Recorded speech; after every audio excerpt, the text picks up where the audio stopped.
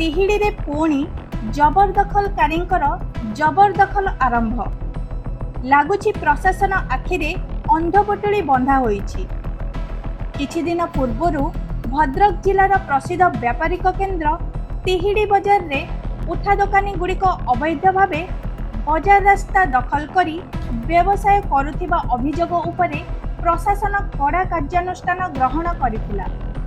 ଜନସ୍ଥାନ ଓ ଯାତାୟାତର ଅସୁବିଧା ହେଉଥିବା ଦୃଷ୍ଟିରୁ ଏହି କାର୍ଯ୍ୟ ପ୍ରଶଂସନୀୟ ଥିଲା ବୋଲି ଲୋକଙ୍କ ମଧ୍ୟରେ ବେଶ୍ ଚର୍ଚ୍ଚା ଚାଲିଥିଲା। କିନ୍ତୁ ଏବେ ପ୍ରଶାସନ ନୀରବ ଦ୍ରଷ୍ଟା କାହିଁକି? ଲୋକେ ଭାବିଥିଲେ ତିହିଡ଼ିରେ ବେନିୟମ ଭାବେ ଜବରଦଖଲକାରୀଙ୍କ ପାଇଁ ପ୍ରଶାସନର ଏହା ଏକ ଶକ୍ତିଶାଳୀ ପଦକ୍ଷେପ।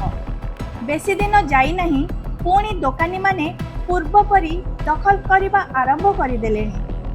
କିଏ ପାହାଚ ବଢ଼େଇଲାଣି ତ କିଏ ପୁଣି ଆଜବେଷ୍ଟ ପକାଇବା ଆରମ୍ଭ କଲାଣି।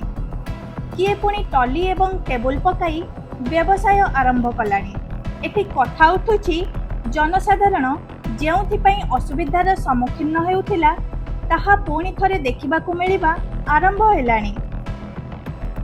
ମେଡିକାଲ, ଥାନା, ତହସିଲ, ବ୍ଲକ ଇତ୍ୟାଦି ଅଫିସଗୁଡ଼ିକ ଏଠାରେ ରହିଥିବାରୁ ଅତ୍ୟାବଶ୍ୟକ ଗାଡ଼ିମାନ ଯଥା ଆମ୍ବୁଲାନ୍ସ, ଅଗ୍ନିଶମ ବିଭାଗ ଗାଡ଼ି ଭିଡ଼ ଭିତରେ ଫସି ରହୁଛି। ସରକାର ସବୁ ବ୍ୟବସାୟୀଙ୍କୁ ଘର ତିଆରି କରି ଦେଇଥିବା ସ୍ଥଳେ ପୁଣି ଥରେ ଏମାନେ ଅମାନିଆ ଭାବେ କାହିଁକି ଦଖଲ କରି ସାଧାରଣ ଜନତାଙ୍କୁ ବିଭିନ୍ନ ଦୁର୍ଘଟଣା ଘଟିବାରେ କାରଣ ସାଜୁଛନ୍ତି? ଏହା ଏକ ବ୍ୟବସାୟିକ ପେଣ୍ଠସ୍ଥଳୀ ହୋଇଥିଲା ବେଳେ ବସ୍ ଷ୍ଟାଣ୍ଡଟିଏ ମଧ୍ୟ ନଥିବାର ଦେଖିବାକୁ ମିଳିଛି।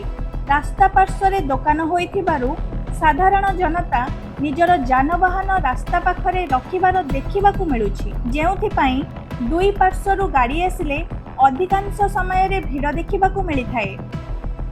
ଲୋକଙ୍କ ମଧ୍ୟରେ ଚର୍ଚ୍ଚା ଯେ ବ୍ଲକ ଠାରୁ ଥାନା ପର୍ଯ୍ୟନ୍ତ ଉଠା ଦୋକାନୀଙ୍କୁ ଉଠାଯାଇଥିଲା, କିନ୍ତୁ ଥାନା ପାଖରୁ ଆଗକୁ କ'ଣ ପାଇଁ ଅଣଦେଖା କରାଗଲା?